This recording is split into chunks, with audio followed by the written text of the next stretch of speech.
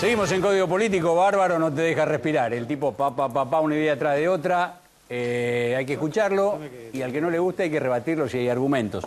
En un ratito vamos a estar conversando con Julio Schlosser, que es el presidente de la DAIA, a propósito de las negociaciones argentinas con Irán, a ver si algún día los acusados por el atentado a la AMIA son puestos frente a un tribunal. Y vamos a estar hablando también con Enrique Fugman, que estuvo secuestrado, desaparecido en la ESMA, que hoy es uno de los que repudia la utilización del predio de la Escuela de Mecánica para festejos gubernamentales. En un ratito con ellos, ahora nos acompaña Alfonso Pratgay. Gracias, Alfonso, por venir. A vos por invitarme, gracias. Decíamos, mucho de inflación. Quiero saber si este estudio que publicó un colega, Alcade Oña, en una nota excelente en Clarín hace un par de días, dice, este es un estudio que hizo Pratgay. Quiero saber si es cierto, porque me llamó poderosamente la atención esta mirada. ¿Qué se podía comprar con un billete de 100 pesos? ¿Es cierto el estudio? De septiembre del 2004 En hasta... septiembre de 2004 a diciembre del 2002. ¿Cómo se te ocurre hacer esto? Seguir, ¿qué compramos? ¿Desde cuándo y por qué? Septiembre de 2004 es cuando nos fuimos nosotros del Banco Central. Y cuando nos fuimos la inflación era del 5%. Sí. Y entonces 5 real, no del INDEC. Claro, el INDEC todavía decía la verdad, ¿no? Entonces dijimos, no solamente decía la verdad el INDEC, Julio, sino que además el INDEC publicaba precios individuales de una canasta de bienes. De modo tal de que si vos desconfiabas de que dijera la verdad, ibas y mirabas la lista. Yo el pan lo compraba a 3 pesos y resulta que el INDEC lo tiene, no sé, a 2,80. Ese chequeo lo podías hacer y fue una de las planillas que eliminó Moreno apenas tomó posesión del INDEC, ¿no? Entonces lo que hacemos es la planilla que publicó en su momento, en septiembre del 2004, el INDEC con precios unitarios, y hacemos un recorrido de estos mismos productos en los precios promedio en supermercados de Capital Federal. Le voy a leer algunos de los datos que tiene este estudio entonces. Con 100 pesos, en septiembre del 2004 se compraban 78 kilos de azúcar. Hoy se compran 11 kilos de azúcar. Se compraban 42 kilos de pan con 100 pesos, hoy se compran 7 kilos de pan. Son 6 veces menos. Detenete un segundo ahí en la imagen. Vos vas a una... 7 veces y 6 veces menos. Vas a una panadería. Sí. Ibas a una panadería en septiembre de 2004 con un billete de 100 pesos y te llevabas 42 kilos de pan. O sea, no los podías hacer pasar por la puerta, ¿no? Ahora te llevas 7. Eso sí los puedes manejar, ¿no?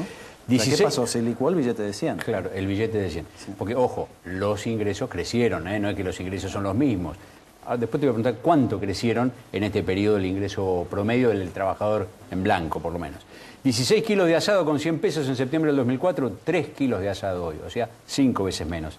73 litros de leche con 100 pesos, 16 litros de leche. Estos son 5 veces, un poquito menos, 4 veces y pico. Y así, yerba, harina, etcétera. Las diferencias son extraordinarias. ¿Y cuánto cambió el ingreso de la gente del 2004 hasta ahora, más o menos, en promedio? El ingreso de la gente acompañó la inflación dependiendo del sector. Y yo diría que en los últimos 2 o 3 años quizás hasta subió un poquito más. Yo creo que el ingreso... Hubo recuperación del valor adquisitivo del salario. Claro, del salario bruto, digamos, ¿no? Porque lo que no estamos metiendo ahí, que es otra discusión, es el salario bolsillo en función de cuántos asalariados tienen que pagar o no el impuesto a las ganancias. Bueno, hoy 2 millones y pico. Bueno, en el septiembre de 2004 yo creo que eran 300.000 asalariados que pagaban impuestos a la ganancia. Era cuarta categoría, que eran verdaderamente los salarios más altos. Pero claro que sí. Obviamente, a medida que vas incorporando más asalariados, son los que cobran menos, no los que cobran más, ¿no? Con un agravante, si querés, Julio. El que estaba en esa lista en septiembre de 2004, que estaba en el tope de la lista, pagaba una alícuota del 35%. Ese señor sigue pagando la alícuota del 35%. Sí. A los que le aumentaron la alícuota es a todos los que vienen abajo. Que vienen atrás, a los que... Ahora, esto lo llaman progresismo, curiosamente, ¿no? ¿Cómo viene la comparación inflación-salarios para este año? Porque ya tuvimos, decíamos, un paro ayer de aceiteros por la discusión paritaria, la discusión salarial. Hoy, no sé si sigue todavía, había un paro de micro y larga distancia, la UTA pidiendo, digamos, presionando con una medida como es tradicional el paro para conseguir un acuerdo salarial satisfactorio. Mirá, ¿hacia dónde se está moviendo esto? El año pasado terminó con una inflación del 25% en ascenso. Si vos mirás las distintas variables que maneja el gobierno nacional, entre ellas la emisión monetaria, que está cerca de un 40%, es difícil pensar que la inflación de este año sea más baja que la del año anterior, ¿no? Nosotros estimamos que va a andar por el orden del 30% o más, ¿no? A eso le tenés que sumar el efecto de la no corrección del mínimo no imponible, que dependiendo del nivel de salario, en promedio yo diría que son 4 o 5 puntos. Entonces, para que una paritaria proteja al trabajador de la erosión de la inflación durante el 2013, y tenés que estar hablando de algo del 35%, ¿no? Que no va a suceder. El gobierno y sectores del empresariado dicen, no, mira, el rasero, la línea tiene que ser 20%. Así es como los gremios dicen, menos de 25 no, 25 más ganancias. Esto es un camino de conflicto social, sindical, imposible. Eso es un ajuste. Eso es un ajuste. A ver. Si la inflación es del 30% y le pedís al asalariado que se banque un aumento del 20% y que además se banque un aumento en la alícuota del impuesto que paga y no debiera pagar, bueno, llamalo de la manera que quieras, pero históricamente eso siempre fue un ajuste, ¿no? Entonces, lo que está planteando el gobierno es ajuste del salario para los individuos, y fíjate lo que dijo hoy la Presidente, con un cinismo, aún hablando de la Presidente, poco común, ¿no? Cuando le dice a los gobernadores, la inflación es culpa de ustedes porque ustedes están subiendo el ABL, los impuestos, las tasas municipales, provinciales. Es exactamente al revés. Como el gobierno nacional se queda con todos los recursos, como los recursos no le alcanzan, manotea al ANSES y manotea al Banco Central, eso provoca la inflación que después le genera el problema a los gobernadores que no tienen la facilidad de emitir sus propios billetes, ¿no? Entonces, está, me parece, todo muy, muy cambiado, pero lo que le está pidiendo a la Presidenta es a los asalariados un ajuste en el salario y a los gobernadores un ajuste en su gasto para que puedan tener lo que necesitan, ¿no? Mezclo un poquito la economía con la política. Bueno, no la mezclo, están mezcladas, solo que inexorablemente. Vamos a hacerlo acá explícito. Ahora, ajuste, vuelvo a la idea de ajuste, salarios que se intenta que queden por debajo del crecimiento inflacionario. Te interrumpo un segundo, Julio. Fíjate que hoy Cristina lo critica a Macri porque va a subir el boleto la tarifa del subte. La tarifa del subte, sí. ¿no?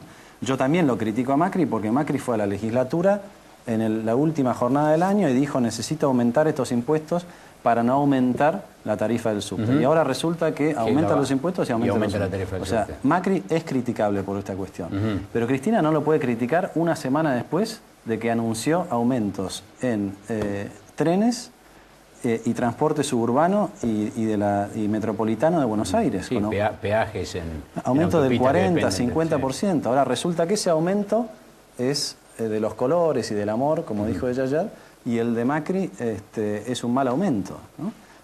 Este mes, enero del 2013, en la ciudad de Buenos Aires, bien calculado el índice de inflación, va a estar cerca del 3%. Fundamentalmente por esos aumentos de tarifa. Entonces, ella ni siquiera se hace cargo de lo que hizo una semana anterior, ¿no?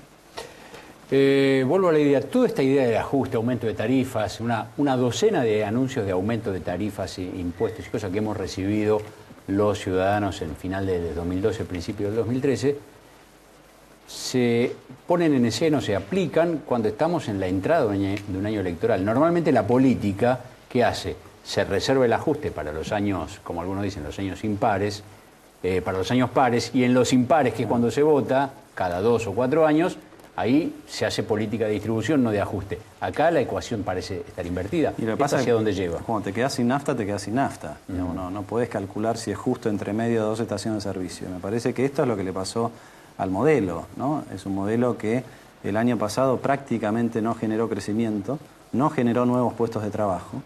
A pesar del estancamiento económico, aumentó la inflación, ¿no?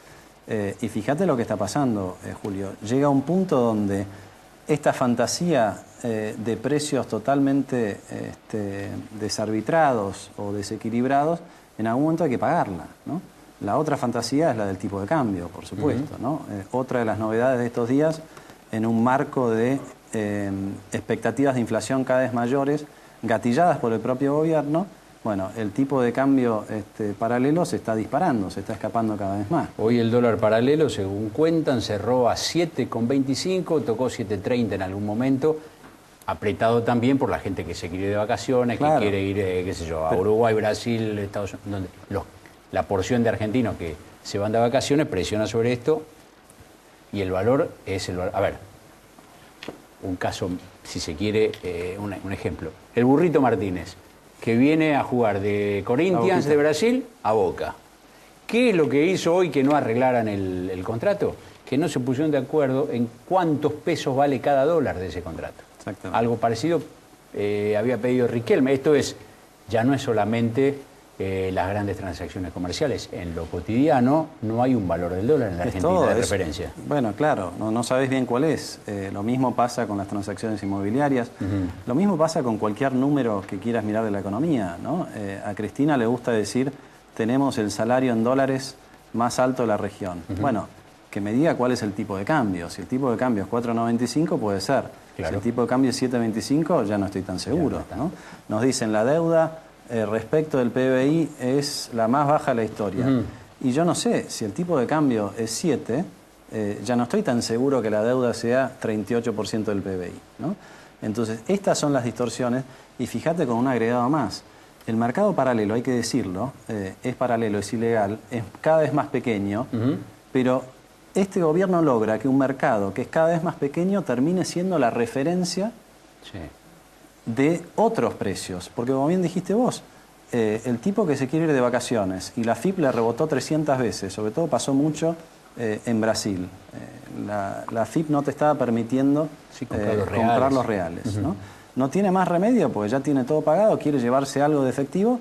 ¿Y dónde va a ir? A donde puede comprarlo. Al pequeño mercado paralelo. Exactamente. Entonces, esto empieza a generar toda una expectativa de precios que no tendría por qué generarse, ¿no? Entonces, a la emisión del orden del 40%, a los tarifazos y demás, se le agrega además esta dimensión de un error ya de política económica que el gobierno no lo corrigió cuando lo podía corregir, y creo que estamos discutiendo todo lo mismo en este bloque, Julio. Estas cosas, cuando se resuelven tarde, se resuelven mal. Lo vimos ¿cuántas veces en la historia argentina? Demasiado. Sí. El problema es que los que tenemos más de 35, esto a mí me faltan 2 años todavía. A mí me faltan 2 años. Ya vas a llegar. Lo hemos visto un par de veces y sabemos casi como una especie de determinismo fatídico que esto va hacia una situación, si sigue así, y si es así como se lo describe, va a una situación de explosión donde los que vivimos de nuestro trabajo la terminamos pasando mal. Es así, pero con una diferencia, Julio, que a mí todavía me hace ser optimista. A ver. Esta vez es absolutamente innecesario, casi autoinfligido. Hoy Argentina tiene una oportunidad que no ha tenido quizás en los últimos 60 o 70 años, ¿no? No solamente los precios internacionales, las tasas de interés bajas en el mundo, la posibilidad de comerciar con un gigante como es Brasil. O sea, es otra foto la de Argentina hoy. Si vamos al mismo error, es exclusivamente porque quienes nos gobiernan decidieron llevarnos a ese lugar, ¿no? Y también, digámoslo, porque los que estamos en la oposición no hemos encontrado la manera de frenar ese sinsentido que es la política económica y yo diría el programa en general de este gobierno, ¿no? Gracias. No me quedo más tranquilo que antes, ¿no? Pero gracias. Bueno, la próxima quizás te tranquilice. Ojalá. Vamos a encontrarnos ahora con Julio Schlosser, que es el presidente de la DAIA.